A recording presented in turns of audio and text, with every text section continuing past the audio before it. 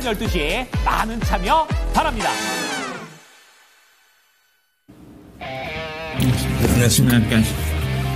안녕하십니까.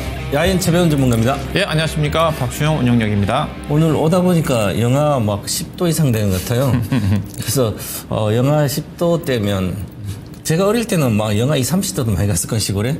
그때보다 뭐 그렇게 추운 건 아닌데 그래도 지금 마지막 추위 같아요. 이번 주까지는 뭐 영하 뭐 저가 10도까지 간다니까 요즘 감기 엄청나게 독하더라고요. 그래서 예. 여러분 감기 조심해야 될 것 같아요. 전문가는 감기 안 걸리시죠? 예, 저 아는 그 전문가 우리 여기 있다가 다른 쪽에 가신 분이 저 깜짝 놀랐어요. 안부부서 전화했더니 죽다 살아났다고 독감으로. 그러니까 요즘 죽다 살아났는데 걸리면 조심해야 될 것 같습니다. 정말 감기 조심하시고요.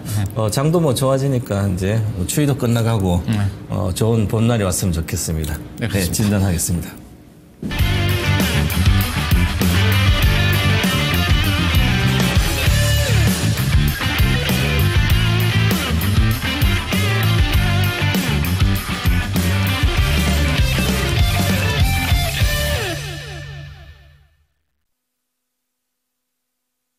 네, 종목 진단 전에 채팅창에 종목명, 매수가, 비중 이렇게 좀 올려주시고 뭐 궁금하신 점 아무거나 올려주시면 주식 관련된 얘기는 저희가 아는 대로 선생님껏 진단해 드리겠습니다. 전화 상담도 되니까 전화번호로 또 하셔도 좋습니다. 네, 오늘 요즘 보니까 뭐 로봇주, AI주, 네. 이건 잘 가더라고요, 그죠? 그리고 중성주는 안 가는 건 정말 지지리도 안 가고 가는 것만 가니까 그냥. 소외되신 분들이 생각보다 많으실 것 같아요.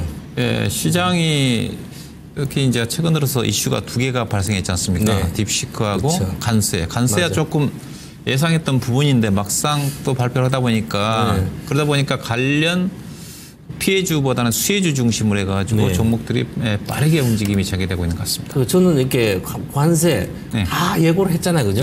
11월 달 다 예고했는데 사람들이 또 지금 왜 또 그렇게 움직일까? 하려면 그때 하지, 팔려면. 그죠? 11월 달 트럼프 되고 나서 관세 뭐 다 예상되는데 관세 관련된 주식 피해주 있으면 그때 팔고 안 건드리면 되잖아요. 자동차부터 여러 가지.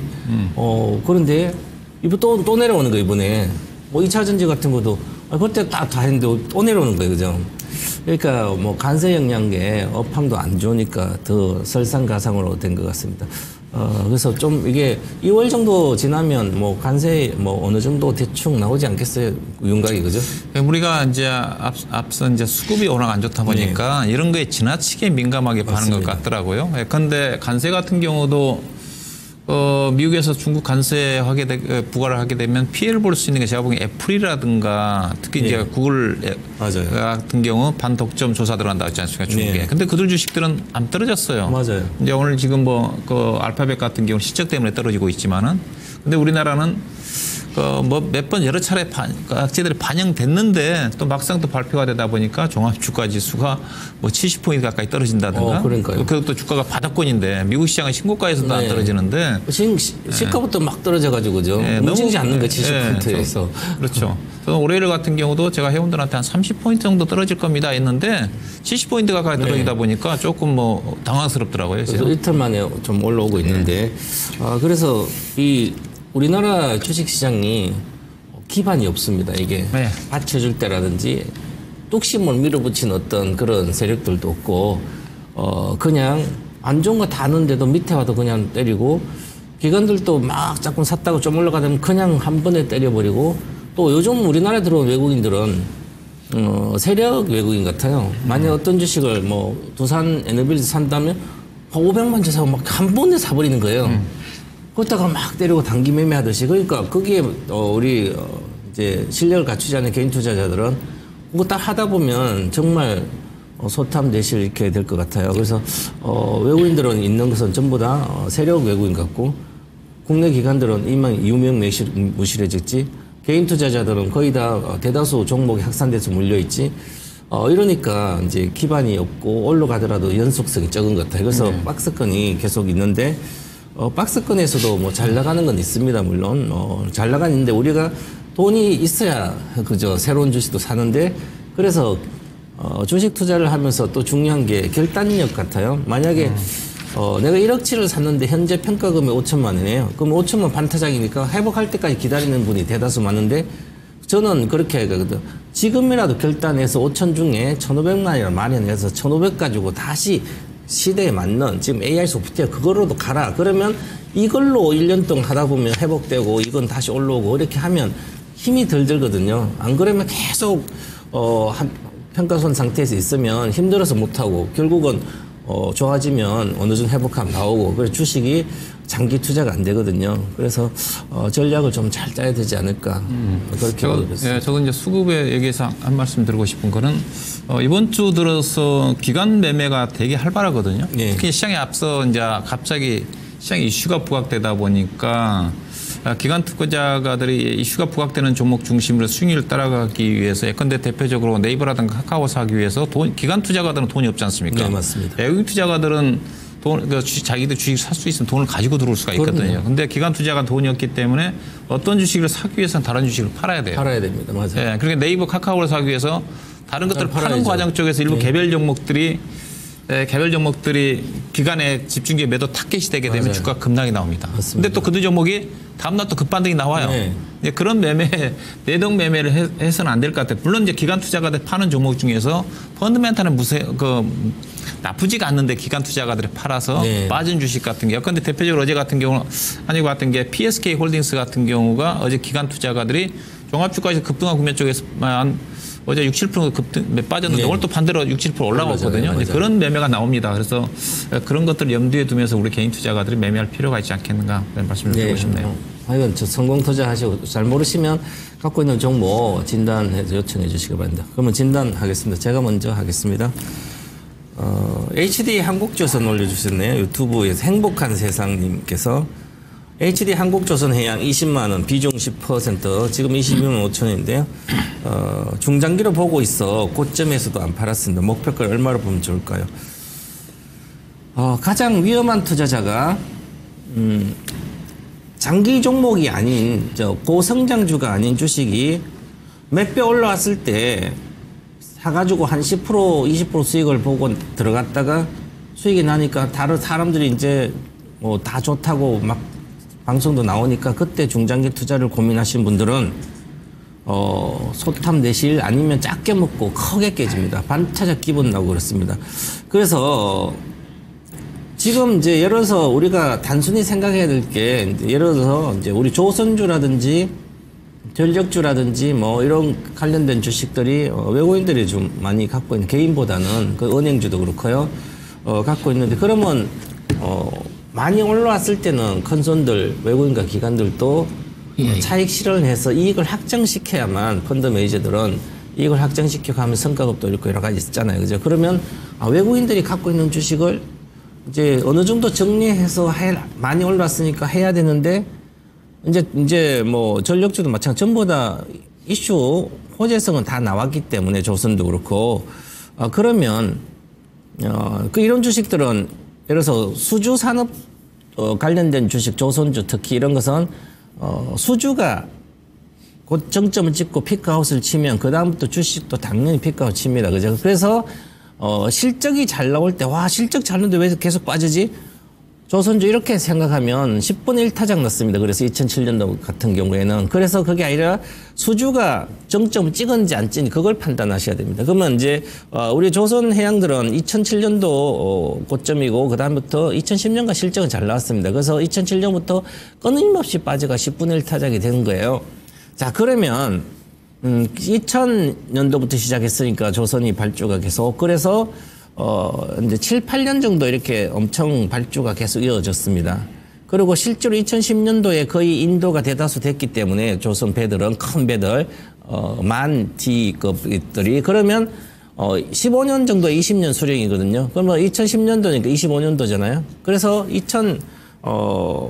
25년도 내외, 즉 22년도, 23년도 이때부터 교체 수요. 과거에 2000년 초반에 중국의 서부 대교할 때 많이 발주했고 그 배들이 다 노후화돼서 그 교체하는 수요입니다. 그러면 교체한 수요가 과연 과거 2000년도 초반에 그 발주했던 그 정도의 물량이 다시 발주가 될까? 교체 수요가 100대가 만약에 교체를 해야 되면 100대를 전부 다 교체할까? 발주를 할까? 그게 아니죠. 그때 당시에는 중국이 엄청 성장할 때 4대 도시를 만들 때는 예를 들어서 뭐 100대를 발주해서 해운사에서 막 원자재 나르고 했으면 지금은 중국도 경기 침체돼 있는 상태잖아요. 성장도 못하고. 그러면 거기에 정말 많이 돼도 교체 수익은 한 50%밖에 되지 않을 걸로 보입니다. 그러면 과거의 주가의 거의 50%까지 과거 주가를 회복을 못하고 그 정도의 절반 정도. 예를 들어서 한국조선해양이 사상 고점이 이제 한국조선해양이 과거에 50만 원이었습니다.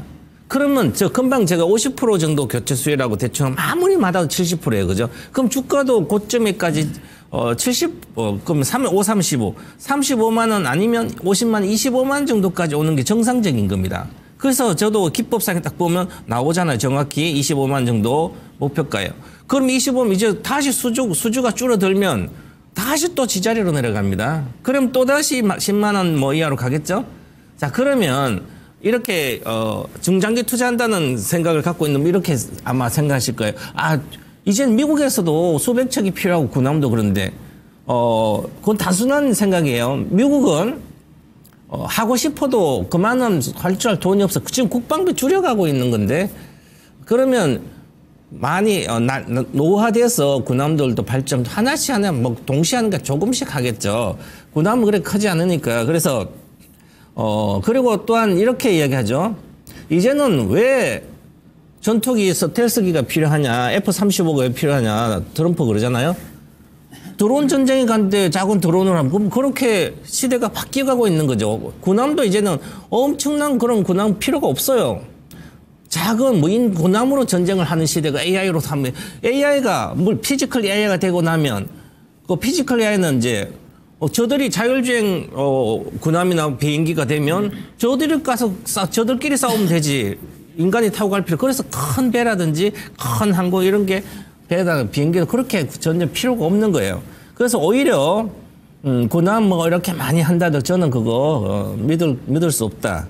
그래서 미국은 거의 볼 필요 없고 물론 LNG선은 뭐 많이 해서 LNG선 발주가 좀 있을 걸로 보이는데 그러면 한국조선해양 이런 게 대형 선사들은 HD 현대중공업에서 수익을 받아 그게 이미 다 반영됐다고 봐야 되는 거죠.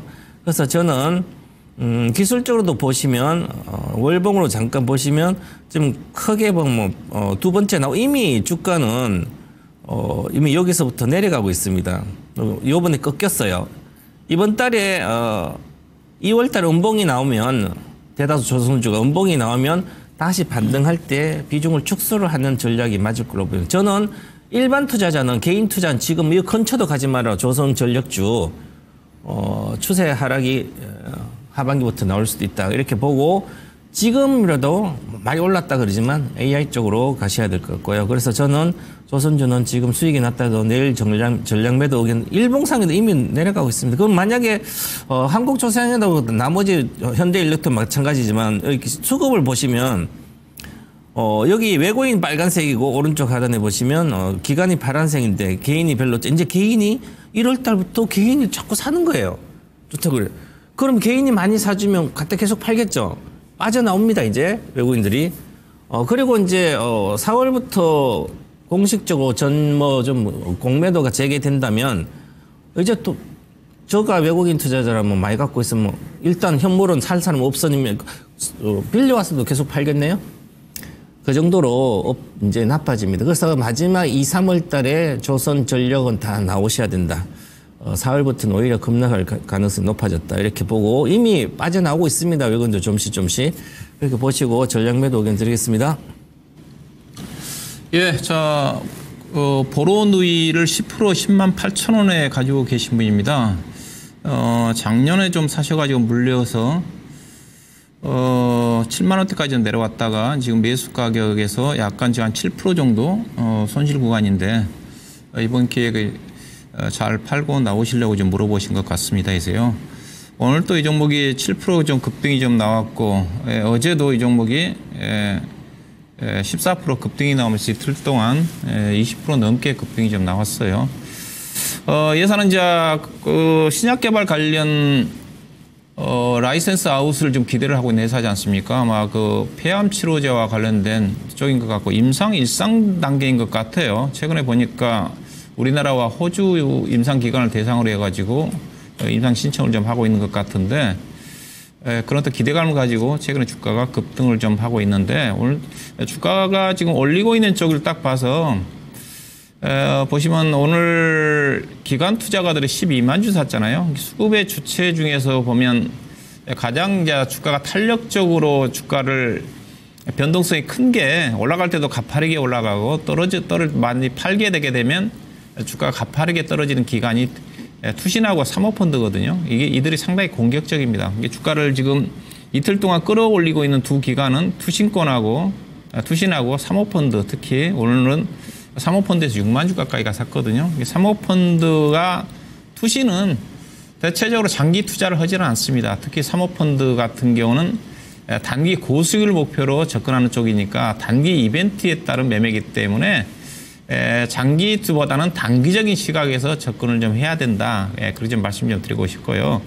특히 이 종목 같은 경우는 장기적으로 가져가기가 좀 부담스러운 것 자체가 회사가 그냥 일상 이상이라든 단계에서 다른 회사와 마찬가지로 그냥 라이센스 아웃 기술 수출 받고 파는 쪽입니다. 이런 경우는 별로 돈을 못 벌거든요. 꾸준하게 이 회사가 직접 제품 개발해가지고 상용화해야지 큰 돈을 떼돈을 버는 거죠. 근데 그렇게 하기 위해서는 대규모 자금이 필요하기 때문에 예산은 그럴 능력이 안 돼요. 왜 그러냐면 저는 개인적으로 이 종목 갖고 있으면 저는 불안해서 못 삽니다. 제가 만약 이 종목 갖고 있다 한다면. 왜냐하면 제가 이제 바이오 종목들을 얘기를 할 때 지금 고금리 상태이기 때문에 일단은 자금 조달에 문제가 없는 회사들을 고르라고 했어요. 근데 예산은 보시면 아직 매출액은 꽝이잖아요. 작년도 2023년도도 매출액이 하나도 없었고 단기 순손실이 368억이 났고요. 그다음에 작년도 이제 결산 실적이 조만간 발표가 되겠지만 사업보고서가 작년도는 매출액이 없어요. 매출액이 없는 회사입니다. 단기 순손실이 계속 연구 개발 때문에 순손실이 매출액은 없는데 계속 비용이 나가죠. 작년도도 지금 추정 실적 기준에 380원 하니까 즉 이 예산 쫙 보시게 되게 되면 연평균 300억에서 400억 정도 계속 적자가 발생이 된다. 자, 그러면 계속 300억, 400억 까먹지 않습니까? 그러면 투자자들 입장에서 본다 한다면 이 회사가 300억 매출액도 없는 회사인데 계속 적자가 1년에 300억, 400억 나면 자본이 얼마만큼 있는가를 고민해야 되겠죠. 계속 까먹으니까. 근데 회사가 지금 작년도에 적자가 나게 되면 이제 400억 정도가 남아요. 근데 올해도 이제 300억, 400억 적자가 날 거잖아요. 왜? 올해 뭐 기술 수출해가 돈 안 들어옵니다. 그러면 올해 연말 되면 예사가 이제 150억밖에 안 남아요. 근데 2026년도 또 적자 나겠죠. 390억 적자 나면 이제 자본이 없어요. 200억밖에 마이너스 210억이에요. 물론 예사가 마이너스 갈 때까지 계속 내버리지는 않습니다. 예사가 이제 주가가 많이 올랐으니까 제3자 배정 보니까 재무제표 예사 사업부에서 갔더니 제3자 배정을 통한 유상증자를 많이 했네요. 제3자 배정이라든가 그다음에 전환사채라든가 통해서 예사 정말 기술력이 있다 한다면 자금 조달하겠죠. 근데 만약에 기술력이 안 되고 그러면 자금 조달이 안 돼서 계속 주가가 떨어지면 주주들을 대상으로 해가지고 이제 증자를 하게 되면 주가는 계속 유통 물량이 좀 늘어나면서 주가는 계속 떨어지겠죠. 이제 그런 절차를 받습니다. 근데 예사는 현재는 이제 재무 내용 자체가 이제 그렇다는 겁니다. 근데 예사는 앞으로 계속 자금 조달을 해야 돼요. 확실한 것. 대신 예산은 주주들 대상으로 유상증자보다는 아마 3자 배정이라든가 전환사채를 통해서 자금 조달을 하지 않겠는가. 이게 상당히 근데 예사가 지금 자본은 거의 꽝이잖아요. 속된 말로 자산이 하나도 없어요. 근데 이 회사 시가총액은 지금 얼마입니까? 1조 8천억입니다. 근데 만약에 기술 라이센스 아웃을 한 이 회사의 어떤 신약 개발 가치가 1조 8천억, 2조 원 정도 나올 수 있을까? 현재 제가 라이센스 아웃을 통해 가지고 1조 원, 2조 원짜리 국내 회사는 없어요. 없습니다. 현재요. 대표적으로 ABL 바이오라든 관련 종목들이 라이센스 아웃을 많이 해놨는데 아직 돈이 안 들어오고 있으니까. 근데 1조 8천억 주가 자체는 개인적으로 생각이 어떤 예사 신약 개발 갖고 있는지 모르겠지만 상당히 비싼 게 아닌가. 즉 자본 하나도 없는데 시가총액에서는 1조 8천억이니까.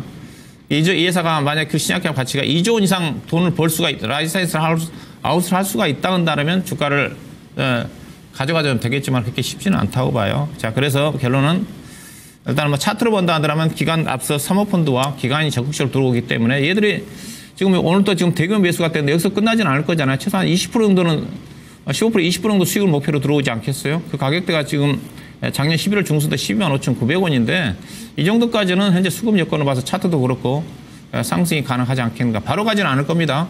단기간에 지금 20% 이상 올라왔기 때문에 한번 눌림목 조정을 받는다 한다면 충분히 10만 7천 원대 샀던 물량 한 10% 정도는 수익을 좀 내고 나올 수 있지 않게 추가 매수는 하지 마시고요.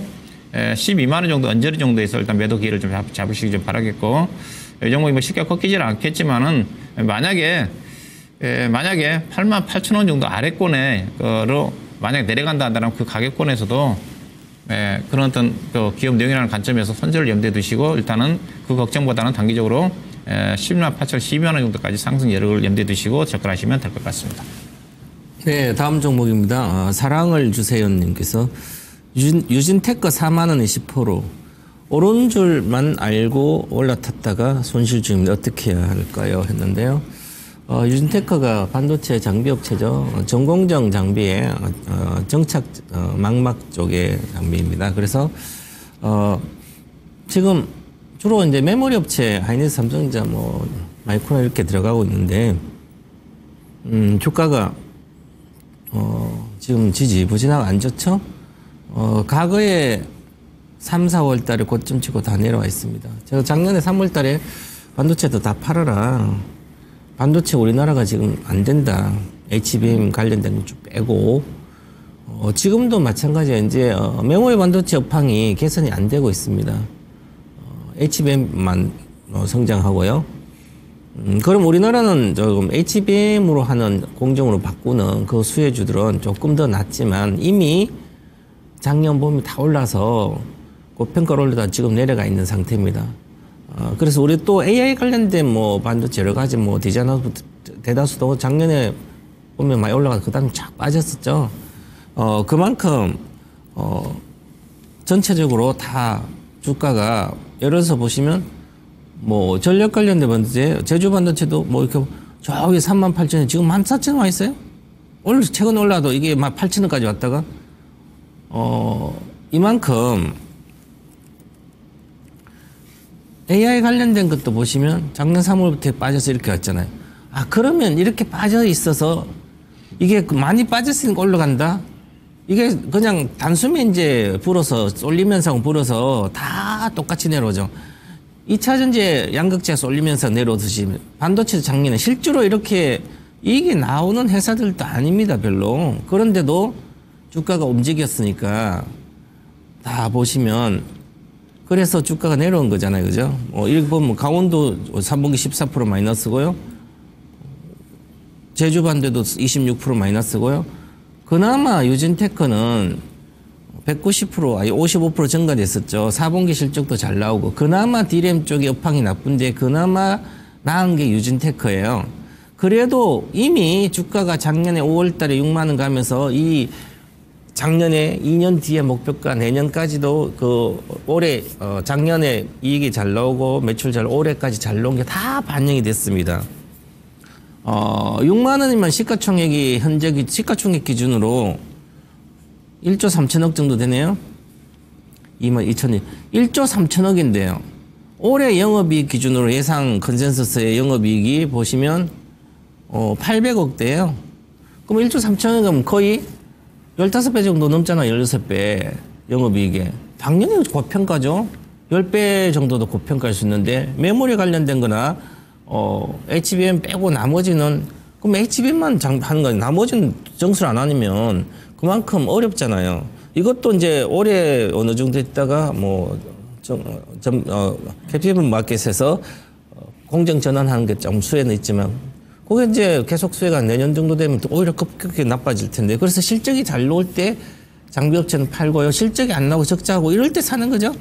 그래서 안 좋고 할 때 2023년도 이런 주식은 사서 작년부터 실적이 잘 나오고 있으니까 곧좀 팔아먹는 거죠. 그죠? 그래서 실적도 그렇지만 그래서 지금은 생각보다 메모리 반도체 업황이 더 안 좋아질 가능성이 아주 높아졌습니다. 지금 여러 가지 뭐 중국과 미국도 뭐 반도체가 싸우고 있죠. 관세도 있고 여러 가지 있으니까 이 과정에서 다른 나라는 다 경기 침체고 미국도 인플레이션이라면 침체가 일어날 수도 있는데 그러면 직격탄은 일단 반도체 업체입니다. 저는 그래서 반도체 업체는 특별한 거 몇 개 빼고는 건드리지 말아라. 그래서 저도 이 주식은 지금 최근에 내려왔던 주식 대다수 좀 올라갔는데 이것은 올라가질 않잖아요. 그래서 12평선 정도 매도 의견 드리겠습니다. 37,000원의 목표가에 매도, 37,500 매도하시고 손절가도 최근에 손절가 34,000원 손절가 드리겠고요. 이런 쪽은 수익이 잘 안 납니다. 요즘은 돈이 개인도 다 돈 몰려 있기 때문에 몇 종목 몇 개로 쏠리면서 계속합니다. 돈이 적으니까 골로 몰려갈 수밖에 없잖아요. 이것저것 가는 시대가 아니라서 그걸 꼭 기억을 하셔서 반등 시에 매도하고 나오시기 바랍니다. 10% 이내의 손절은 다른 걸로 충분히 해요. 요즘 뭐 로봇 같으면 하루 이틀 만에 회복하잖아요. 이렇게 AI 업종으로 가시기 바라겠습니다. 네. 예, 아모레퍼시픽입니다. 122,900원에 전화인가요? 아, 예, 전화인가요? 예. 아마 아모레퍼시픽 상담하신 것 같은데 제가 전화로 좀 연결해서 상담해 보도록 하겠습니다. 자, 안녕하세요. 네, 안녕하세요. 반갑습니다. 네, 전화 상담 위원회 보니까 네. 아모레퍼시픽을 상담하겠다고 올려주셨네요, 세요. 네. 122,900원이고 20%예요. 네. 오늘 사셨어요? 아니요. 예. 그 아래 되게 폭락 6%대인가 빠졌을 때 해가지고 예. 어제 또 일부 좀 수익이 나서 챙기고 네. 지금 가지고 있거든요. 네, 오늘 종가에 딱 끝나서 오늘 종가에 사셨나 했는데. 아니요. 그래서 이제 혹시 또 내려가면은 손절을 해야 되는 거 아니면 매도 가격을 좀 알고 싶습니다. 원래 목표 가격을 얼마 정도 보고 사셨어요? 네, 한 13만 5천 원. 13만 5천 원. 네. 13만 5천 원이면 10%도 채 안 되는데, 그렇죠? 저는 이제 좀 네. 성격이 그거 해가지고. 짧게 매매하시는구나. 네, 짧게 손에 안 보면 조금 수익 나면은 이런 그러면 손절도 식이거든요. 그럼 짧게 치시겠네요? 예, 손절을 잘 못해요, 또, 전문가님. 그래요? 예. 그래서 이제 올해는 손절을 좀 가감하니 하려고요. 이제 그런 유형에 있는 우리 시청자에 맞는 종목인 것 같아요. 이제 그런 차원에서 손절도 짧게 보고, 목표 수익도 짧게 보고, 아주 단기적으로 접근을 염두에 두신 것 같네요. 특별하게 이 종목 사신 이유는 없죠? 제가 이제 대형 주고 또 네. 아모레를 또 알고 하니까요. 예, 다른 예. 막 풋하게 이런 그거 넣으면은 너무 불안하고. 그래 또 빠질 때 너무 많이 빠지고 그래서 이제 이건 또 대형 주고 그래서. 이 종목 이걸로 자주 매매하시는 거죠? 네, 많이 했어요. 그러면 이 종목 실적 발표 내려온다는 거 알고 계신가요? 아, 그거는 못 들었습니다. 보니까 지난 1월 20일 정도에서 내일 IR 한다고 발표했기 때문에 아마 내일 실적 발표하겠네요. 실적 발표를 할 건데 아모레퍼시픽은 아마 실적에 따라서 약간 이제 변동성이 있어요. 다른 이제 우리나라 코스피 종목들 가치 종목들 같은 게 실적이 안 좋게 나와도 별로 변동이 없는데 아모레퍼시픽은 그래도 약간 이 종목은 지금 성장주 쪽으로 돼 있거든요. 아직은 PBR이 높고 그다음에 PER도 지금 올해 예상 실적 기준에서 지금 거의 PER 단위로 26배 되는 주식이기 때문에 그래서 실적에 따라 가지고 저 변동성이 나올 것 같은데 회사가 이제 실적이 작년도 3분기부터 실적이 괜찮았잖아요, 그렇죠? 네, 그때 괜찮게 나온 이유가 회사가 코스알릭스인가요? 코알릭스라는 회사를 인수했잖아요, 그렇죠? 모르신가 보구나 했어요. 네, 그것 때문에 이제 실적이 작년 5월달에 인수해가지고 이제 3분기부터 실적이 연결에 반영이 좀 되면서 좋아져요. 그래서 아마 실적으로 본다면 코스알릭스라는 회사 자체가 이 회사 순이익의 거의 절대적입니다. 인수한 우리 지분 이제 90% 정도까지 올라갔기 때문에 아마 그 회사 실적이 나쁘지가 않기 때문에 특히 이제 올해 3분기부터 연결에 반영이 좀 되는 거니까 작년 4분기 같은 경우는 작년 4분기 대비해서는 실적이 대폭적으로 좋을 거예요. 그러니까 그런 것들이 좀 반영이 돼 주가가 좀 올라가는데 근데 저는 이제 화장품 종목들이 오늘 주가가 떨어진 이유 자체가 전혀 이제 미국 시장에서 에스트로다라는 화장품 회사가 어제 실적이 좀 안 좋게 나와가지고 아마 16, 7% 정도 급락이 나왔거든요. 여기에다가 이제 화장품이 최근 들어서 이제 과거에는 중국 쪽 수출이 좀 많았지만은 올해 들어서는 북미 쪽, 유럽을 중심으로 수출이 좀 급증함에 따라 가지고 최근에 이제 관세 문제가 이슈가 되다 보니까 화장품 수출 부분 자체도 관세의 영향을 좀 받아서 좀 부진하지 않겠는가 이제 그런 우려감들이 오늘 주가에 좀 반영이 됐다고 봐요. 그래서 관세 문제가 이슈화 될 때는 화장품 종목들이 의미 있게 주가가 올라가기 쉽지는 않겠다. 그래서 2월 달까지는 아무래도 계속 관세가 시장에 이슈화 될 수가 있기 때문에 대표적인 미국 쪽의 수출 비중이 늘어나고 있는 아모레퍼시픽을 중심으로 한 수출 화장품 종목들은 시장에서 약간 좀 소외를 좀 받지 않겠는가. 다만 실적 화장품이 작년도부터 실적이 좋았고 올해도 실적이 좋기 때문에 화장품 전체적으로는 나쁠 것 같지는 않고요. 예, 그래서 화장품 용도도 이제 미국 쪽에 이제 법인을 가지고 있는 회사들은 상대적으로 관세 쪽에 좀 수혜를 받을 수가 있어요. 제가 알기로는 아모레퍼시픽도 미국에서 관세 법인이 있고, 그 다음에 중소형 종목 쪽에 최근 들어서 주가 하락 국면에서 이틀 동안 주가 급등한 종목이 잉글 우드맵이라는 회사가 화장품 회사가 있거든요. 중소형 회사. 아마 볼까요? 그 회사가 최근에 거의 3개월 정도 행보하다가 어제 급등이 나왔고 오늘 또 좀 아래꼴 좀 달고 좀 올라왔어요. 보시죠. 다른 화장품 종목도 떨어질 때, 즉 화장품 종목들도 관세 영향 때문에 차트 보시면 나타나죠. 어제 이 종목이 14% 떴고 오늘 또 화장품 종목도 떨어질 때 2% 떴어요. 이게 화장품 관련 종목들도 미국 쪽에 법인을 갖고 있는 회사들은 관세 쪽에서 어느 정도 수혜를 받을 수 있기 때문에 아모레퍼시픽도 그런 측면 법인이 있고 사더라도 미국 쪽에 법인을 가지고 있는 이런 어떤 종목들 쪽에 관심 가지시고, 아모레퍼시픽 앞서 했다시피 관세 문제가 2월달까지 지속이 됐기 때문에 그때까지는 주가가 의미 있게 주가가 올라갈 것 같지는 않다. 내일 실적에 따라서 약간 변동性나올 수 있을 것 같은데, 근데 그때까지는 2월달까지는 주가가 아마 14만 원 이상, 이게 시청자님이 한 13만 5천 원 정도 번다고 그랬거든요. 그 정도는 아마 충분히 가능하지 않겠는가. 현재 22동 평균선 위에 있기 때문에, 그래서 12만 원과 현재로 봐서는 아마 12만 원대 정도 지지가 좀 될 것 같아요. 12만 원과 13만 5천 원 사이니까 12만 원대에서 매수, 그리고 우리 시장의 목표로 한 13만 5천 원 정도는 충분히 매도가 가능하지 않겠다. 근데 이 종목은 말씀드리고 싶지만은 주가 자체가 비싸요. 제가 화장품 종목 중에서 가장 비쌉니다. 앞서 이제 PER 단위로 26배, 7배 던 수도 있고, 최근에 잘 나가고 있는 실리콘2라든가 관련 또 종목들 주가 많이 떨어서 PER 단위로 10배 미만까지 떨어졌기 때문에, 그래서 아모레퍼시픽은 상승이 제한적입니다. 그래서 높게 보지 마시고, 다만 우리 시청자님처럼 단기 저점과 고점 사이에 짧은 트레이딩을 매매하신 분들은 충분히 이제 가능하지 않겠는가. 목표 주가 너무 받지 마시고 13만 5천 원 정도를 목표로 보시면 될 것 같습니다. 네. 다른 뭐 질문사항 있으십니까? 아니요. 네. 많은 도움이 됐습니다. 전문가님 감사합니다. 네, 고맙습니다. 행복투자하세요. 네. 네. 네, 다음 종목입니다. 유튜브에서 오재성님께서 SK 17만 3,800원은 30% 배당 받으려고 들어갔다가 진단부터 드립니다 했는데요.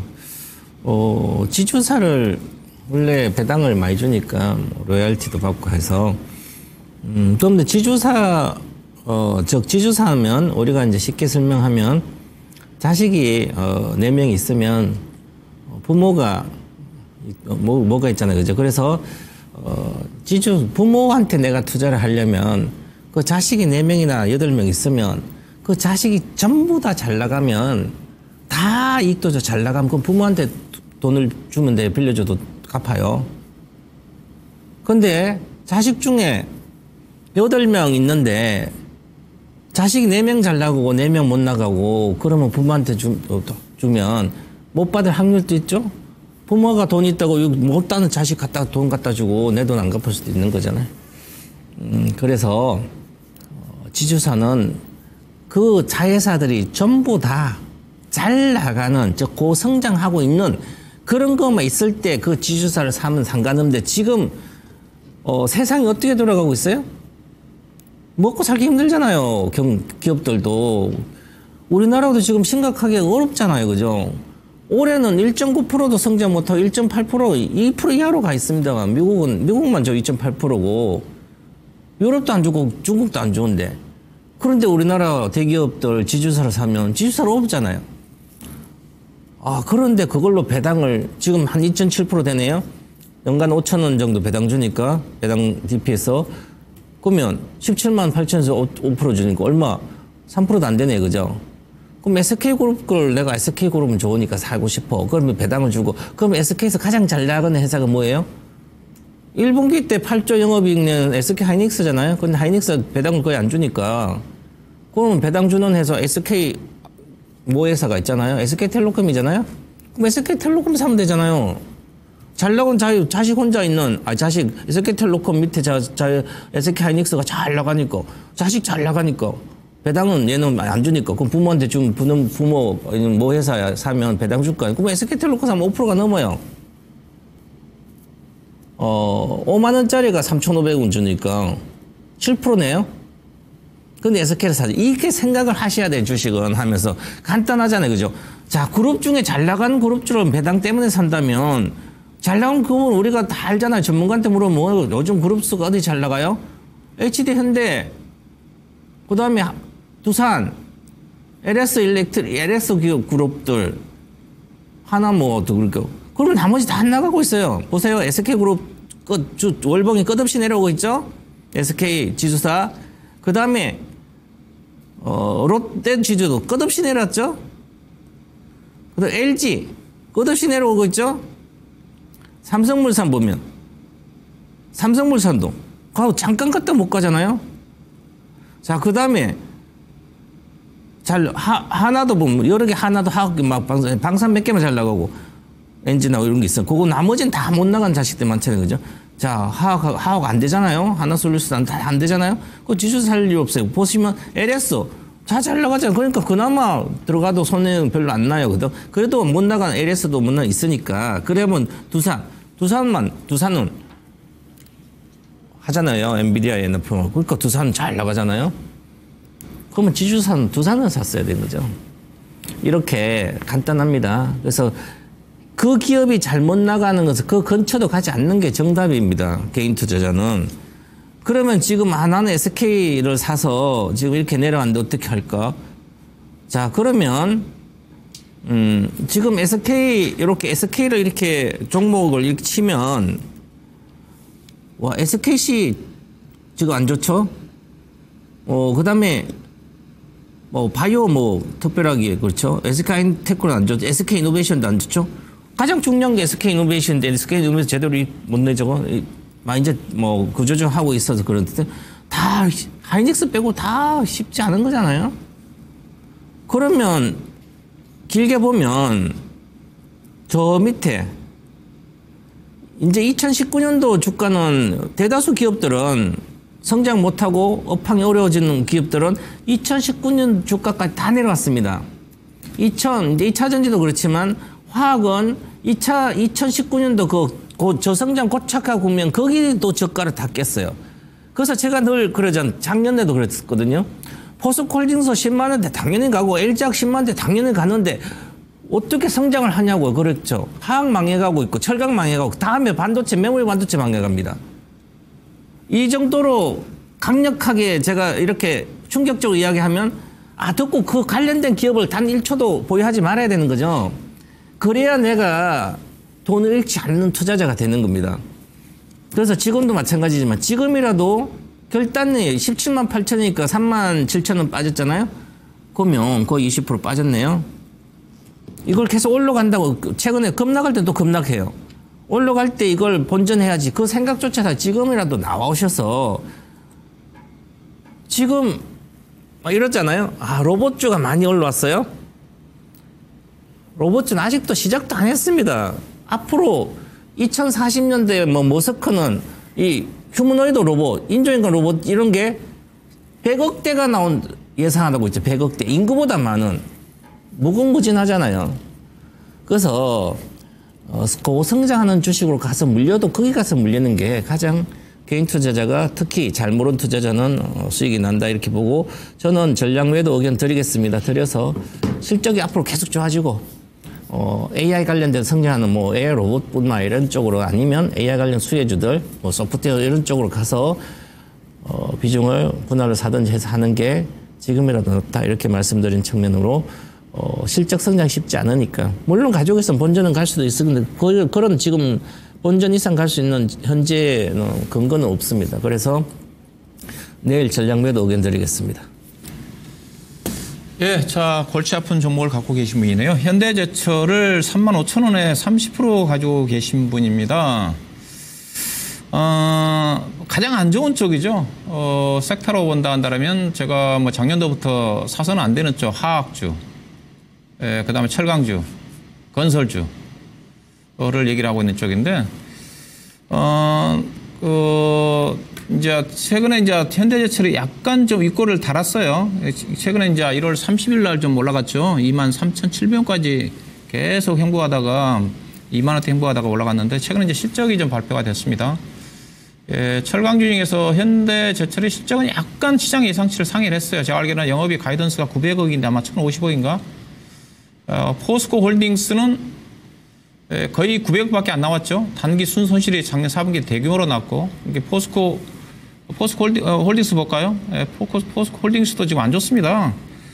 포스코 홀딩스도 될 수가 없어요. 뭐 2차전지 리튬 관련해가지고 얘기를 하는데, 안 됩니다, 있어요.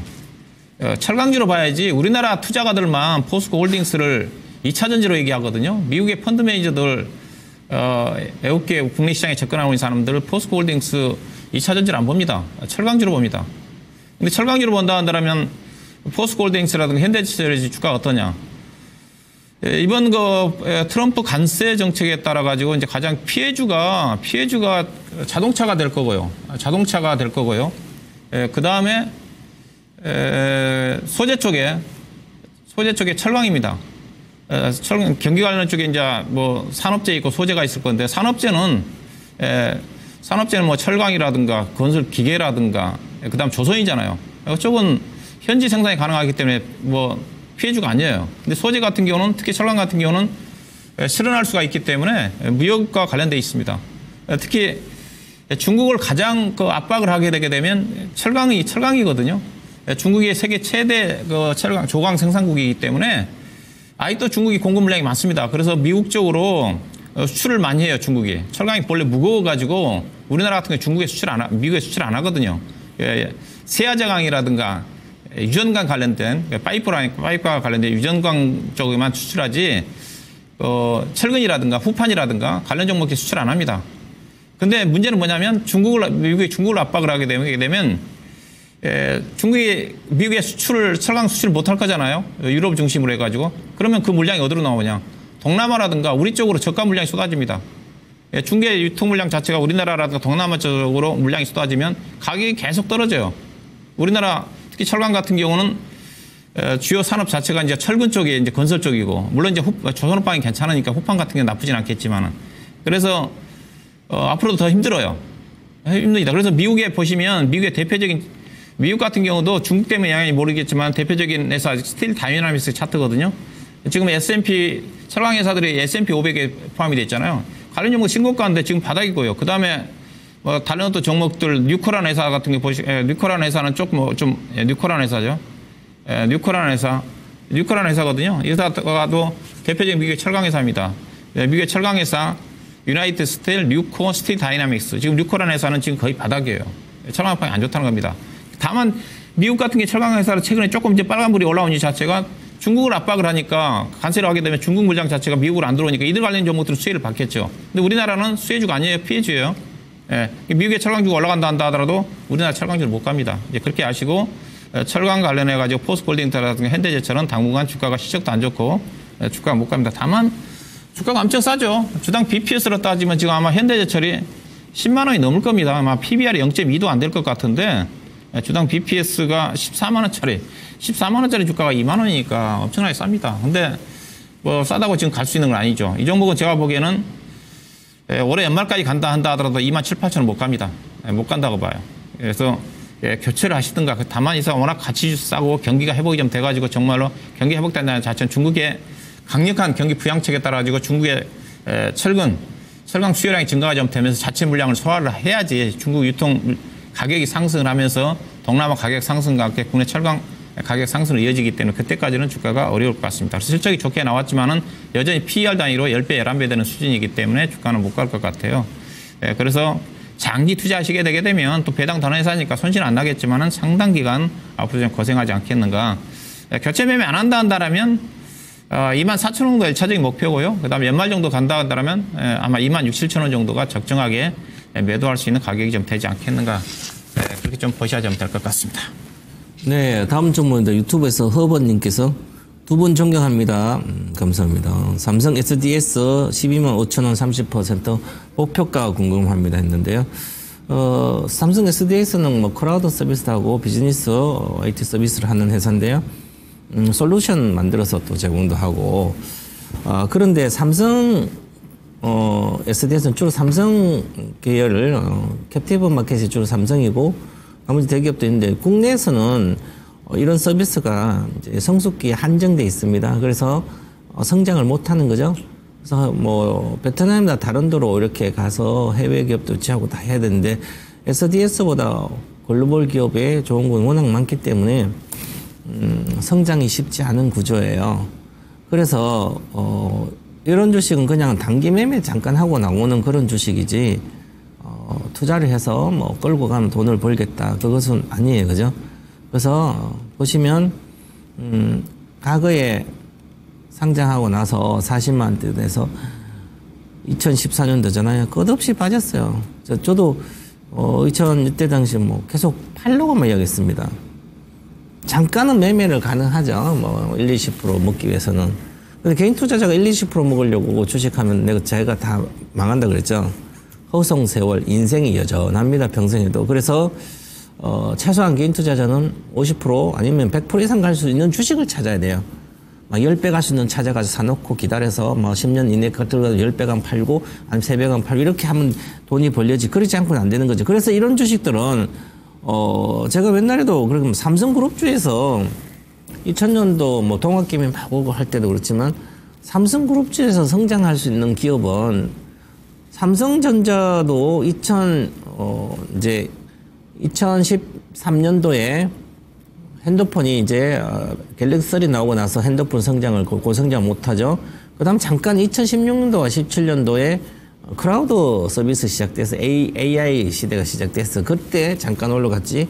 지금은 AI 혁명 시대인데 AI 반도체 시대 그걸 못 따라간 삼성전자도 고성장. 그래서 삼성전자 살 필요가 없다. 계속 삼성전자도 성장주가 아니다. 2020년도 코로나 계속 실제 그랬잖아요. 그죠? 그러면 그 다음에 삼성그룹 주에 살만한 주식은 삼성바이오랑 삼성 SDI랑 뭐 이런 거밖에 없는데 이미 삼성바이오는 7, 80만 와서 큰 메리트가 없고 삼성 SDI 2020년 뭐 20만 대는 그건 67만 70만 가니까 그때는 유일하고 성장은 이제는 삼성그룹에서 성장할 수 있는 게 뭘까 하면 휴머노이드 로봇이 성장하는데 뭐 레인보우 로보틱스다. 그러면 이것도 이제 반도체 들어가면 성장하지만 그런데 그 정도 이미 이거 늦었어. 뒤쳐졌습니다. 로봇도 삼성도.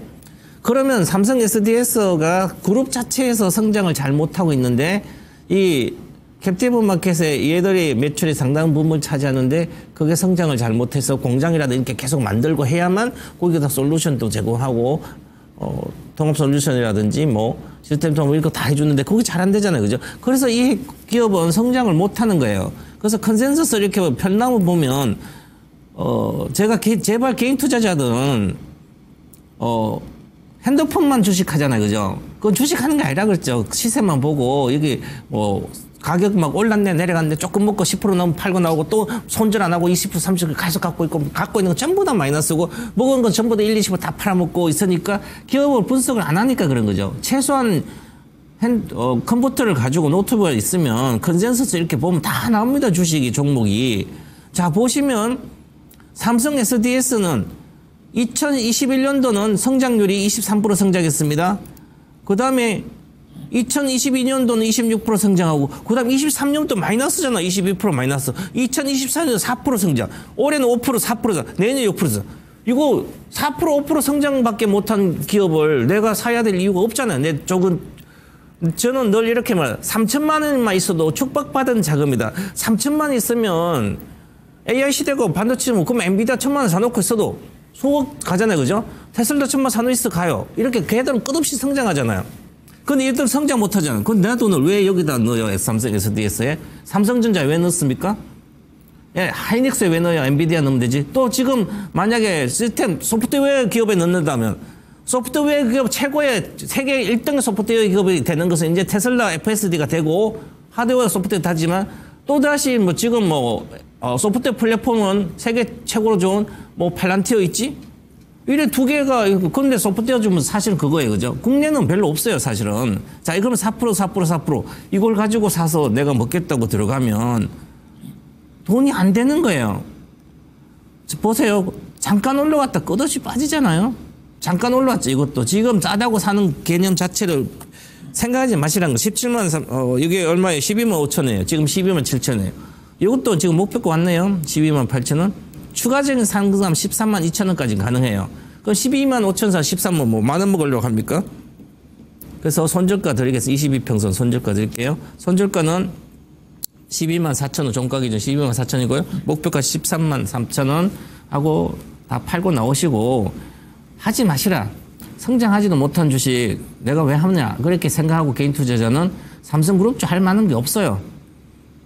그 정도로 과거의 삼성이지 지금 글로벌이 하나로 통합돼서 글로벌 1등 기업만 살아남는 그런 시대가 급격히 이루어지고 있습니다. 그래서 이것저것 하지 마시고 요즘 주식 이것저것 안 가요. 소형주도 마찬가지고 그렇기 때문에 빨리빨리 나오셔서 되는 주식, 고성장 주식으로 좀 집중하시기 바라겠습니다. 예, 자 매수 문의를 하셨네요. PNT를 매수에 관심이 있으신 것 같은데 장기적으로 저평가되어 있는 것 같아가지고 6만 원을 목표로 해서 매수하고 싶은데 그 의견을 물어보신 것 같습니다. 2차전지 장비 종목의 뭐 대표적인 종목이죠. 충분히 분석을 좀 하신 것 같은데 뭐 저평가입니다. 2차전지 종목 중에서 현재 시점에서 저평가라고 얘기할 수 있는 종목 단 한 종목도 없는데 제가 보기엔 딱 한 종목 얘기한다는 PNT예요. 다른 종목들은 다 주가가 좀 뭐 적게는 2026년도, 2027년도까지 반영이 돼 있고 현재 시적으로 따지면 PNT라는 주식은 장비 종목 중에서 거의 탑이죠. 장비 종목들 중에서도 수주 잔고가 가장 높고 현재 회사가 4분기 실적을 발표를 하지 않았지만은 3분기까지 현재 실적 발표한 걸 감안하면 올해 뭐 지금 영업이익이 1,468억이니까 작년도 2023년도 영업이익 769억인데 작년도는 현재 추정 실적이 1,468억이거든요. 100% 증가잖아요. 다른 2차전지 소재 관련 종목들 오늘 에코프로 BM도 실적 발표를 했지만은 매출액 단위가 그 작년도 실적이 2023년도 기준에서 거의 뭐 반토막 났어요. 매출액 자체도. 근데 회사는 매출액 거의 더블에다가 영업이익도 100%니까 다른 기업들 물론 그 소재 종목과라든가 배터리 종목하고 장비 종목들을 같이 동일시할 수는 없지만은 2차전지 관련 섹터 중에서는 실적이 떨어지는 종목 PNT가 대표적인 회사다. PR 단위로 지금 8.7배 되는 수준이니까 주가가 엄청 싸죠. 쌉니다. 그래서 주가는 안 떨어졌어요. 그래서 제가 장비 종목들 살 때 제가 사더라도 PNT만 사라. 같은 시점에서 예컨대 2023년도 잘 나갔던 종목들 하나기술이라든 종목들 어떤 줄 아십니까? 거의 10분의 1 토막 났어요. 14만 7천 원짜리가 하나기술이 지금 2만 원이잖아요. 그 다음에 윤성 FNC 같은 경우 26만 8천 원짜리가 지금 3만 5,900원입니다. 근데 PNT도 물론 떨어져서 고점 대비해서 고점대 떨어지만 그래도 반토막이에요, 종목은. 고점에 뭐 8만 9천 원대 떨어진 거니까 덜 떨어진 거죠, 그래서요. 시적 때문입니다. 시적이 탄탄하니까 덜 떨어져요. 앞으로도 주가는 안 떨어져요. 근데 다만 주가가 가느냐. 업종 내에서 아무리 시적이 좋더라도 업황이 좋아야죠. 업종이 좋아야 가거든요. 근데 2차전지가 바닥은 형성될지 모르겠지만은 실적 턴어라운드가 진행되기 위해서는 올해 하반기 정도 가야 된다는 쪽이거든요. 저는 올해 하반기도 쉽지 않아 보이는데 올해 추정 실적이 계속 하향 조정되고 있거든요. 그리고 업황이 안 좋다 보니까 2차전지 캐즘 영향으로 인해가지고 계속 지금 배터리 회사들이 지금 투자를 연기하고 있지 않습니까? 회사도 지금 최근에 공시 내용을 보시게 되게 되면 그동안에 수주 받아놨던 거 계속 지금 연기. 근데 2024년도까지 공급하겠다는 장비가 2026년도까지 연기한다든가 계속 연기가 돼요. 그래서 회사가 이제 수주 잔고가 1조 9천억이거든요. 1조 9천억이면 이제 2023년도 매출 기준에서는 거의 한 3년치 이상 수주 잔고인데 작년도에 수주 잔고가 작년도 기준으로 해야 되니까 올해는 보니까 3분기 말 기준 1조 9천억이더라고요. 다른 회사들에 비해 수주 잔고가 가장 높습니다. 제가 그 분석을 해보면. 그래서 실적도 괜찮아요. 작년도 수주 잔고 매출액 단위가 1조 원이잖아요. 그러면 이제 작년도 매출 기준으로 본다 한다면 이제 수주 잔고가 2년치도 새 수주 잔고가 없어요. 이게 작년도 같은 게 2023년도 기준에서는 3년치인데 이게 자꾸 떨어진다는 겁니다. 투자가 늦어지는 거니까. 투자가 계속 진행이 좀 돼야지 수주 잔고가 1조 9천억이 아니라 2조 5천억, 3조 정도 증가가 좀 돼야지 회사 갈수록 매출액이 뭐 4천억에서 5천억, 올해 작년도에 1조 원, 올해 1조 3천억 계속 수주 잔고 매출이 늘어나고 수주 잔고 증가되는데 안 늘어나죠. 그렇다 한다 하더라도 주가 싸요. 그래서 펀드멘탈로 본다 한다면 2차전지 장비회사 중에서는 PNT를 사셔라. 다른 것도 혹시라도 뭐 윤성 FNC라든가 하나기술이라든가 많이 떨어졌다가 사기보다는 현재로서 업종 대표적인 종목이고 수지장고 가장 높은 PNT를 사셔야 되는데 근데 이 종목이 주가 움직인다 한다 하더라도 오늘 또 보시게 되기 때문에 2차전 종목 중에서 실적이 안 좋은 뭐 급락이 나왔던 포스코 피처엠이라든가 최근에 에코프로라든가 관련 종목들이 상당히 탄력이에요. 이 종목 이제 실적 보고 장기 투자하신다 한다면 저도 충분히 6만 원까지 간다고 보고 있는데 저는 개인적으로 2차 전지는 여전히 주가 상승이 제한적이다. 뭐 최근에 시적으로 봐서는 그래서 다른 2차 전지 관련 종목들이 못 가면 이 종목도 6만 원까지 가기가 좀 쉽지 않지 않겠는가. 다만 실적으로 봐서는 상당히 아까운 주식이다. 2차 전지 매매한다 한다면 이 종목은 주가는 저는 안 떨어진다고 봐요. 2차 전지 다른 소재 종목도 어느 정도 바닥이 좀 나온 것 같고, 근데 상승은 제한적이다. 그래서 현재는 장기 투자하지 마시고 장기 투자는 저는 2차 전지는 결국으로 하반기 정도 가야 된다고 봐요. 상반기 때까지는 안 된다. 등락 구간을 통한 트레이딩 매매에 접근하셔야 되지 빠질 때 사야 되고 올라갈 때 팔고 그다음에 그렇게 본다면 PNT도 현재 주가 38,000원대 정도 사셔서 현재로 봐서는 42,000원 정도 이쪽죠.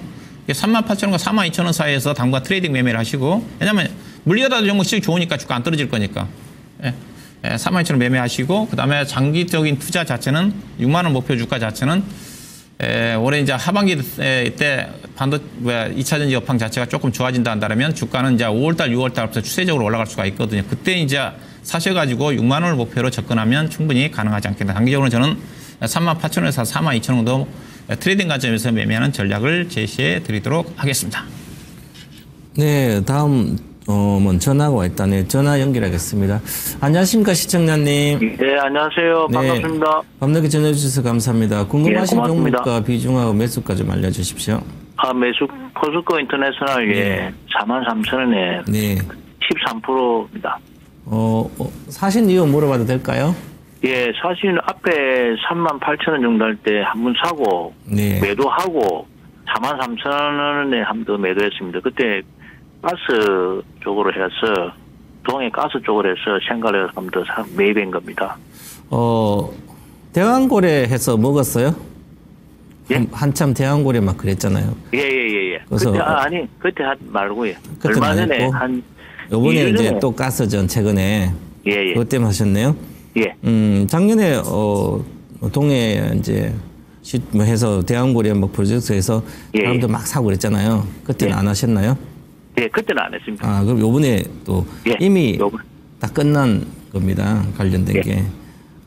사람들이 과거에 이제 기업을 분석하지 않고 그냥 테마적으로 하면 잠깐 매매하고 나와야 되거든요.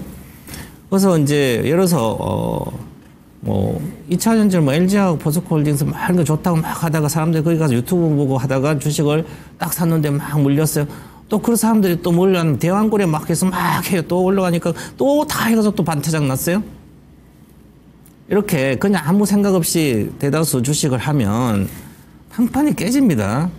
그래서 포스코 인터내셔널 사면 동해가스전이 뭐 어느 정도 발견해서 하면 언제입니까? 엄청 먼 얘기예요. 그죠?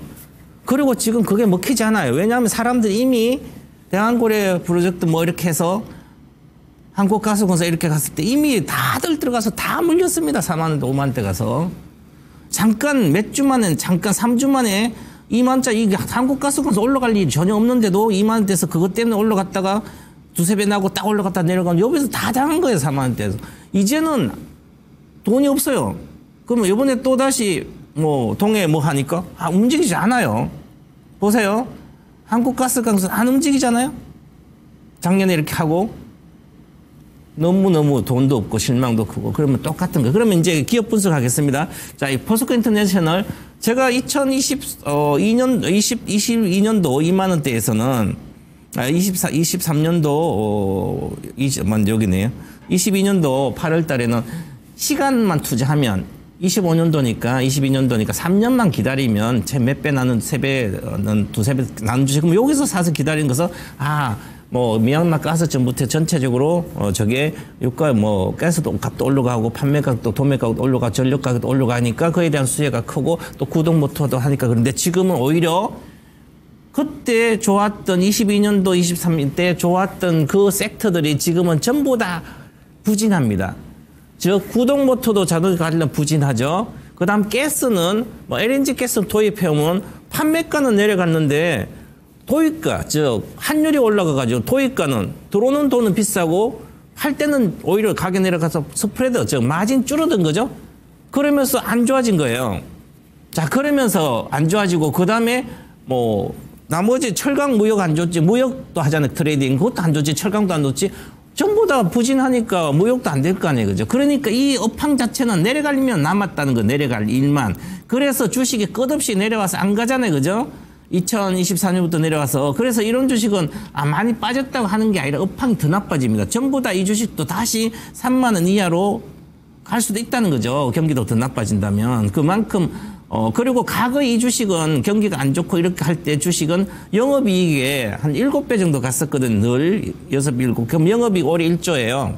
그러면 한 7천억 정도의, 7조 정도의 적정 주가입니다. 지금 시가총액 7조 2천억이에요. 지금이 적정 주가예요. 그죠? 그런데 더 나빠지면 또 내려가겠죠. 그래서 상가를 고집하지 말고 요쪽은 이미 깨졌잖아요. 여기서 42,000원에 또 깨져 내려와 있습니다. 추가 하락이 37,400원 이하로 갈 게 불보듯 뻔합니다. 올해.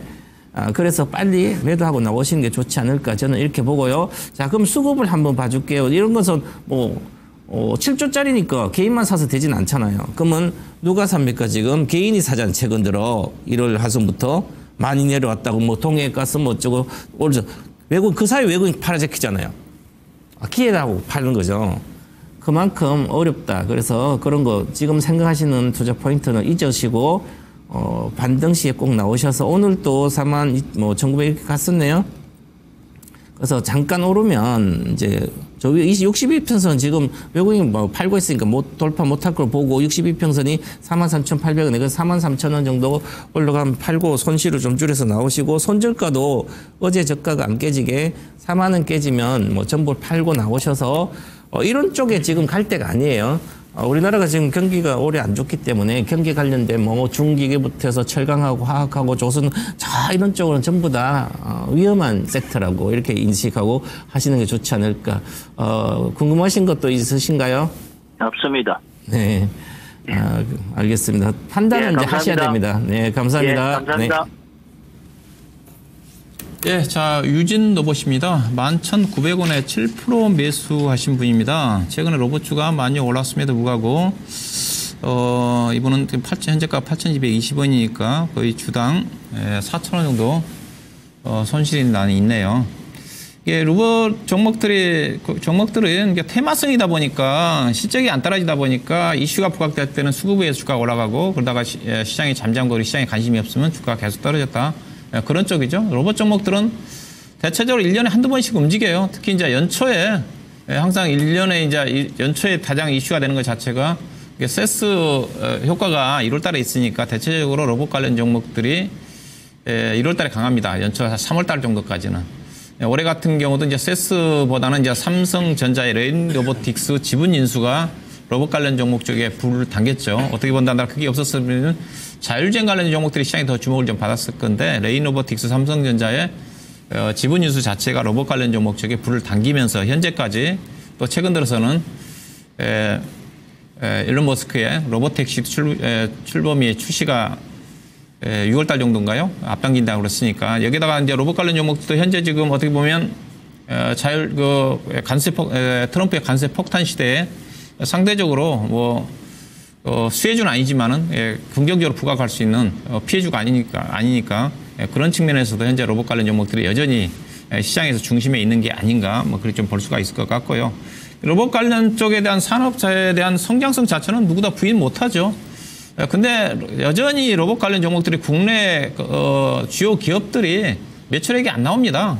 대표적으로 레인 로보틱스도 그렇고 재작년 상장됐던 두산 로보틱스 같은 경우도 올해부터 흑자 전환한다 했지만 여전히 매출액이 없어요. 현재로 봐서 2026년도 가야지 흑자 전환한다든가 그런 부분이기 때문에 그래서 좀 더 시간이 좀 필요하지 않겠는가. 그래서 현재는 아직까지는 일부 종목들 극히 일부 한두 종목들을 제외하고는 테마성인 거 아닌가. 실적이 안 따라주면 결국은 이슈가 꺾이면 주가 다시 떨어지거든요. 그래서 중장기적으로 로봇 산업사에 대한 성장성 부분은 유지가 좀 되겠지만 아직까지는 일부 몇몇 종목들을 제외하고는 테마성으로 움직이는 그런 또 부분이기 때문에 중장기적으로 주식을 보유하기보다는 단기적인 시각에서 접근할 필요가 있지 않겠는가. 류진 로봇 같은 경우는 아마 홈 로봇이라든가 물류 쪽과 관련된 쪽의 로봇에 대한 그 매출이 있을 거예요. 근데 예사가 앞서 제가 얘기한 것 자체가 테마라는 것 자체가 유진 로봇 하게 되면 로봇 1세대잖아요. 국내에 아마 거의 10년 전부터 아마 대표적으로 로봇 관련 움직임이 전개될 때 유진 로봇이 부각된 걸로 알고 있습니다. 근데 보시면 이 회사 이제 지금 보시면 2019년도부터 매출액이 나와 있는데 매출액이 안 늘어요. 그냥 성장한다면 산업이 자체가 계속 성장을 하니까 매출액은 계속 연평균 10% 20% 정도 증가가 돼야 되는 건 맞는 거잖아요. 왜냐하면 흑자는 전환되지 않을 수가 있습니다. 예, 고정비가 많기 때문에 매출액이 어느 정도 수준이 올라올 때까지. 근데 회사가 2019년도 매출액이 270억이었잖아요. 그다음 2020년도 243억. 그다음에 2021년도 270억. 그다음에 2025년도는 440으로 매출이 늘었어요. 근데 2023년도 300억. 그다음에 작년도 아직 실적이 안 나왔는데 분기 단위 평균 100억도 안 되니까 작년도도 400억이 안 넘어갈 것 같아요. 적자는 계속 나지. 그렇죠? 그래서 제가 아직은 실적이 따라주지 않는 무늬만 성장주다. 좀 더 시간이 필요하다. 매출액이 예사가 성장한다면 400억대 매출액이 올해 예컨대 600억이라든가 700억 정도 찍는다 한다면 실적이 가셔야 되겠죠. 그때까지는 단기적인 관점에 접근하셔야 된다. 그렇게 보셔야 될까. 그래서 규칙적인 대응이 필요하다. 자, 그래서 로봇 관련 종목들이 최소한 2월 달까지는 저는 시장의 중심에 있을 것 같아요. 예. 여전히 무역과 관련된 관세 부분 자체가 시장의 중심에 있을 거니까 그때까지는 아무래도 시장의 자체가 개별 종목 중심으로 움직이 전개될 수밖에 없거든요. 그냥 3월 달 정도 가야지 이제 중국의 양의 모멘텀이라든가 부각되면서 또 이제 3월 달 정도 되면 국내 기업들의 이제 1분기 실적들이 발표가 좀 되면서 혹시 1분기 실적이 좋은 업종들이 나타나면서 실적 장세가 전개된다 한다면 이걸 테마성으로 움직였던 로봇주라든가 뭐 관련된 종목들이 시장에서 조금 이제 관심에서 멀어질 수가 있거든요. 그럼 주가 떨어지거든요. 근데 그때까지는 3월 달까지는 그렇던 모멘텀이 없다는 거죠. 그래서 적게는 2월 달 내지는 3월 달 초중순 정도까지는 이런 또 이슈 종목들이 부각될 수가 있기 때문에 그때까지는 상승 흐름이 좀 전개가 좀 되지 않겠는가 그렇게 보시면 될 것 같고요. 차트 흐름도 나쁘지가 않죠. 나쁘지가 않는데 근데 우리 시장님이 워낙 높게 사셔가지고 글쎄요 11,700원 정도까지는 가기가 쉽지 않아 보여요. 왜냐하면 그 이후로 이제 옛날에 앞서 기타시 유진 로봇이 초기에 있을 때는 그래도 로봇 관련 대표적인 움직임이 전개됐는데 그 이후로 지금 로봇 관련 종목들이 살 게 많습니다. 상장된 회사들이 많잖아요. 두산 로보틱스도 상장이 됐고 엔젤 로보틱스도 상장이 됐고 로봇 관련 종목도 상장이 많이 돼가지고 그래서 기관 투자가들이 루진 로봇을 안 삽니다. 기관 투자가들 사는 종목은 레인 로보틱스 그렇죠? 그다음에 뭐 엔젤 로보틱스라든가 두산 로보틱스라든가 그 종목밖에 안 건드려요. 이런 종목은 개인 투자가들만 건드립니다. 그래서 희소성의 가치가 떨어졌다. 그래서 과거처럼 유진 로봇이 로봇 관련 종목이 대표적으로 알려져 있지만 다른 것들이 그 사이에 많이 상장이 되면서 시장에 중심에서 멀어진 종목이기 때문에 주가가 더디게 갈 수밖에 없어요. 그래서 주가가 다른 종목들에 상당히 더디게 간다 보시면 될 것 같고 현재로 봐서는 우리 시장이 11,700원대 사셨으면 지금 1,900원대 정도 사셨으면 이때 여기 사신 거잖아요. 작년도에 아마 연초에 사신 것 같은데 작년도도 그때 이때 강했잖아요. 그게 제가 앞서 얘기했다시피 보시면 1월 달부터 연초에 강했다가 이게 작년도 1월 달부터 3월 달이잖아요. 3월 달부터 이제 꺾이죠. 꺾이지 않습니까? 그래서 이게 3월 달이거든요. 여기서부터 계속 꺾이잖아요. 그리고 또 작년 12월 달부터 1월 효과가 좀 분양이 되니까 지금 올라가는데 3월 달까지 갈 수가 있다는 거예요. 그래서 로봇주를 갖고 계신 분들은 3월 달 정도의 매도 타이밍 시기적으로는 3월 중순 정도 잡으셔야 될 것 같고 빠르면 일부 종목들 같은 후발주 같은 경우는 2월 달에 정상되지 않겠는가. 그래서 2월 말까지 본다 한다면 잘하면 이 가격대에 해당되는 10,000원 정도, 언저리 정도까지는 상승 여력이 있지 않겠는가. 현재로 봐서 단기적으로는 9,000원이고요. 근데 우리 시장이면 비중이 많지 않고 많이 물렸기 때문에 10,000원 정도까지 가면 예를 들어 20% 정도는 손실이 충분히 감당할 수가 있는 거니까 10,000원 정도를 목표로 보고 시기적으로는 2월 말 내지는 3월 초 중순을 시기로 보시면 될 것 같습니다. 네, 이렇게 해서 저희 종목 진단을 마치고 저희 히든 카드 보러 가겠습니다.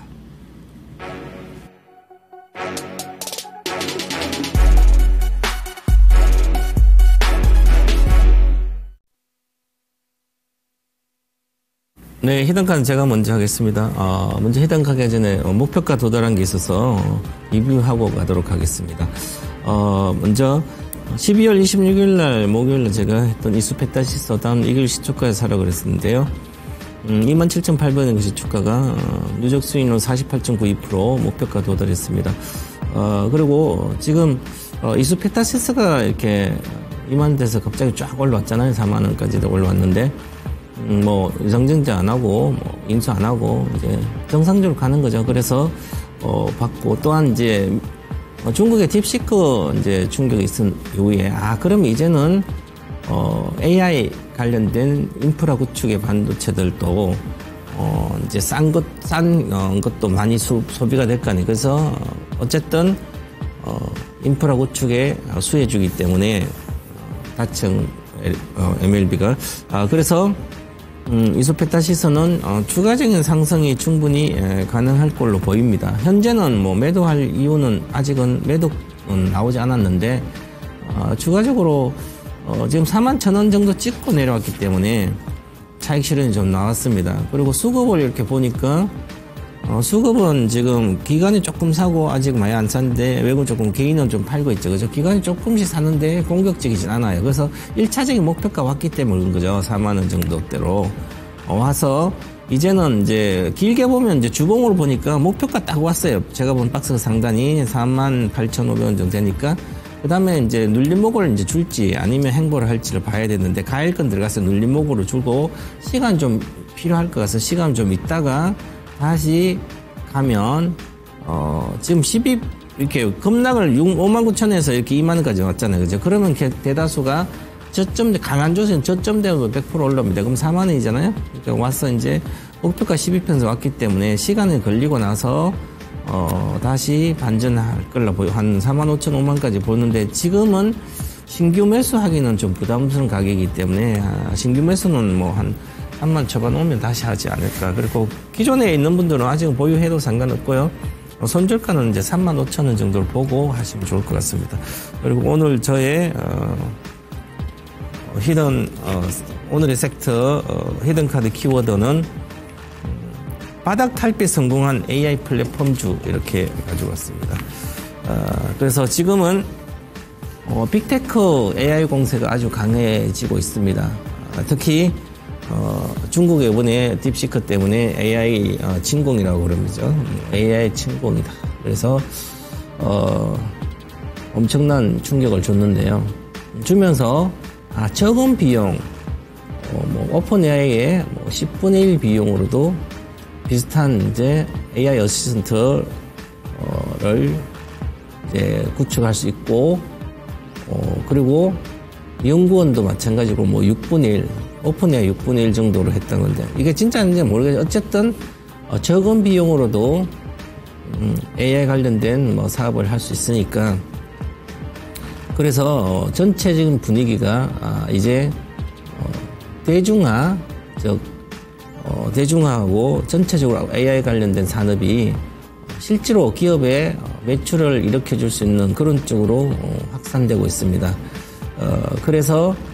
그러면 결국은 이 AI 인프라가 이제 구축을 한참 하고 있습니다. 그래서 저는 26년도 AI 인프라 구축이 완료될 거로 보인다. 대다수가 거의 정점을 지날 걸로 보이기 때문에 그래서 올해 정도까지는 계속 관련된 주식 괜찮지만 그럼 구축하고 나면 그 다음에는 다음 단계가 바로 소프트웨어 시장인데 그 실제로 데이터 센터, AI 데이터 센터를 활용할수록 만들 수 있는 그 플랫폼을 구축하고 그러면 기업들이 이용할 거 아니에요. 그럼 플랫폼 구축하는 기업들 일단 실적이 좋고요.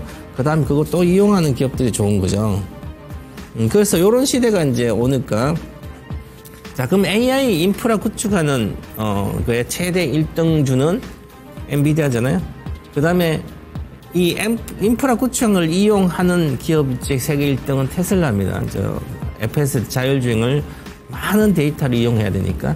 그래서, 테슬라도 이제 소프트웨어 기업으로 세계 1등이다. 이렇게 말씀드리고요.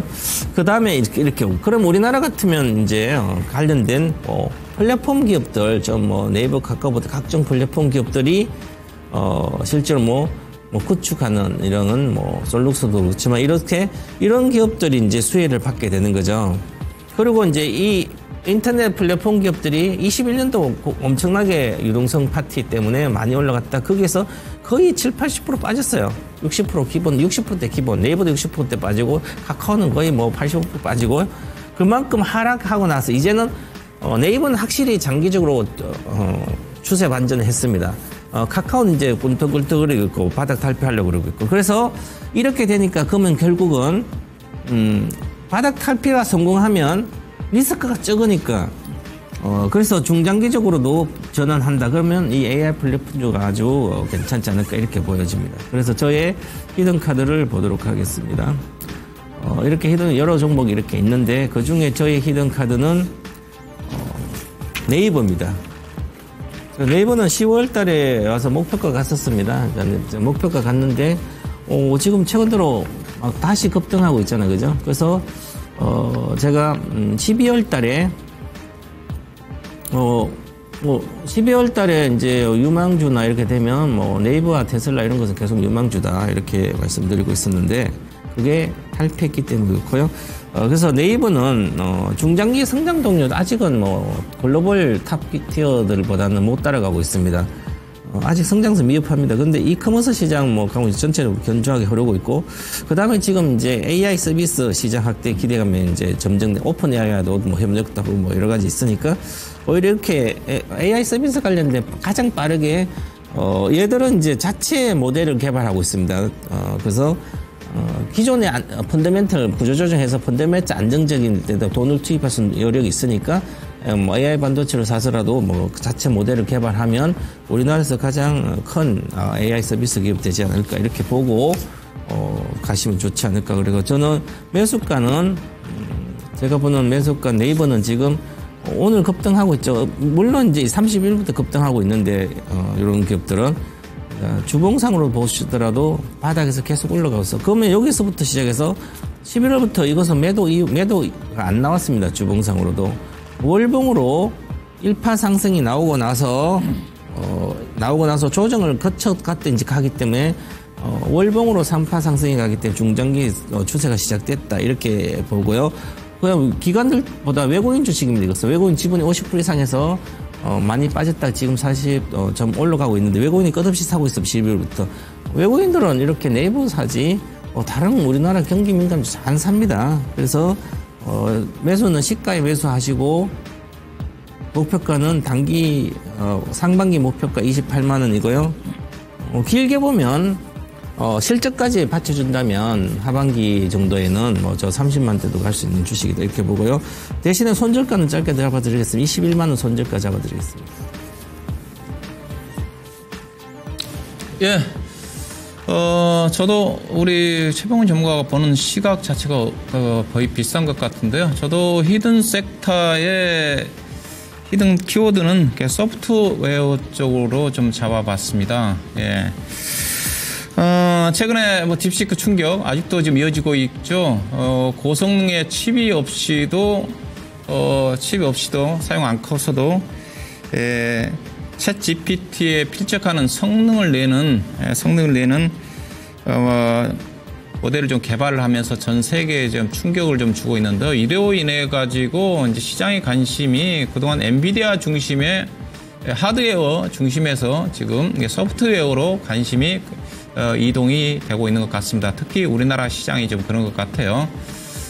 아무래도 이제 우리나라 시장이 그런 이유 자체가 최근에 이슈화되고 있는 이제 트럼프 관세 폭탄에서 또 소프트웨어 자체가 자유로우니까 그런 것 같아요. 실질적으로 미국 같은 경우는 소프트웨어 관련 종목들 그렇게 부각되지는 않습니다.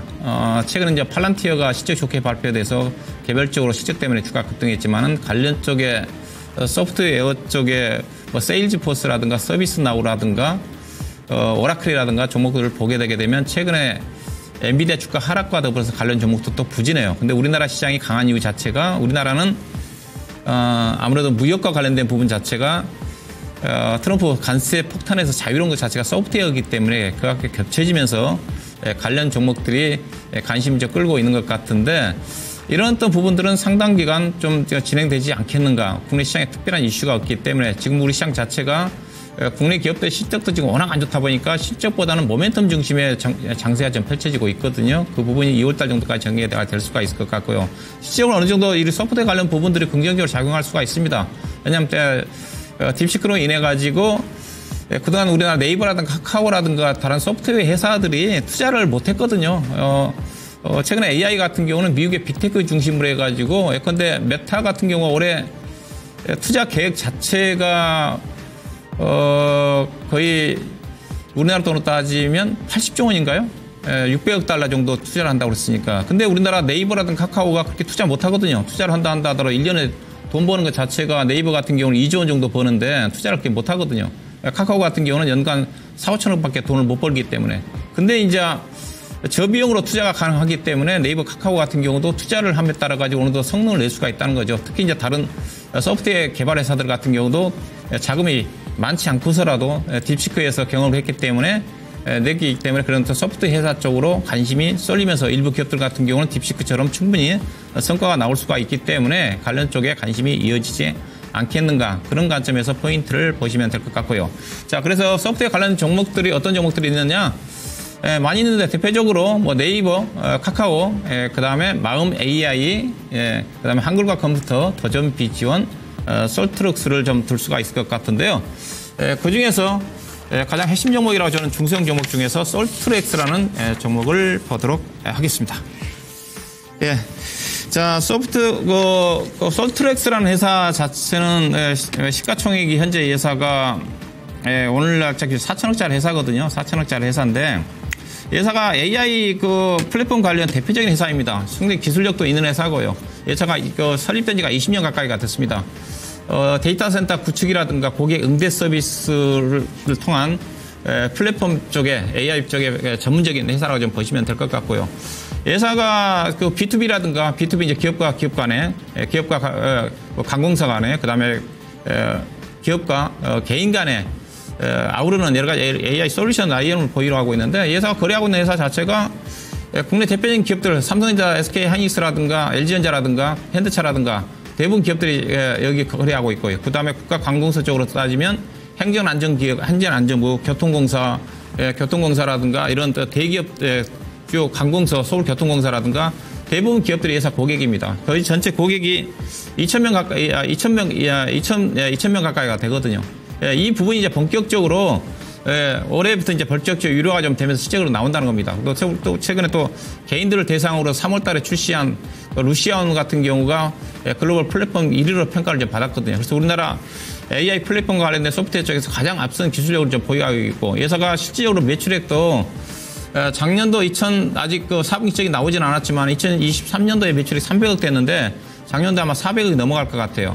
다만 작년 4분기 정도에 실적 발표는 안 했는데 흑자 전환을 하지 않겠는가. 작년도에 4분기 흑자 전환을 하지 않으면 올해는 거의 흑자 전환을 할 거란 전망이니까 국내 쪽에서 가장 소프트웨어 쪽에서 앞선 기술력을 갖고 있는 회사가 솔트렉스다. 그런 관점에서 포인트를 좀 보시면 될 것 같고요.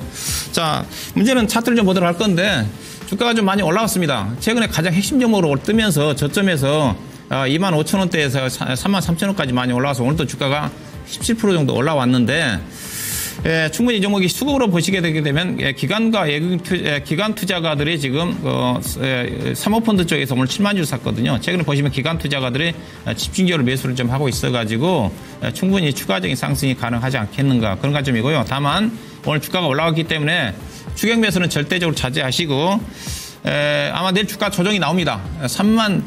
32,500원, 잘하면 32,500원 내지는 32,800원 정도까지 내려올 것 같아요. 그 가격대에서 접근을 좀 하시면, 일단 목표 주가를 보시게 되게 되면 이사가 과거 이제 고점이 거의 49,500원까지 갔거든요. 5만원까지 갔는데, 현재로 봐서는 목표 주가가 당기전 아마 36,000원대에서 한번 걸릴 것 같아요. 2024년도에 행사됐던 가격대가 35,900원이니까. 이달 말 정도까지 간다 한다면 충분히 42,000원까지 목표 주가를 가능하지 않겠는가. 그래서 매수 가격은 32,500원, 매도 목표는 42,000원, 손절 가격은 28,500원을 보시면 될 것 같습니다. 네, 이렇게 저희 종목 진단과 이제 히든카드를 다 했습니다. 감기 조심하시고요. 성공 투자하시기 바라겠습니다. 네, 감사합니다. 고맙습니다.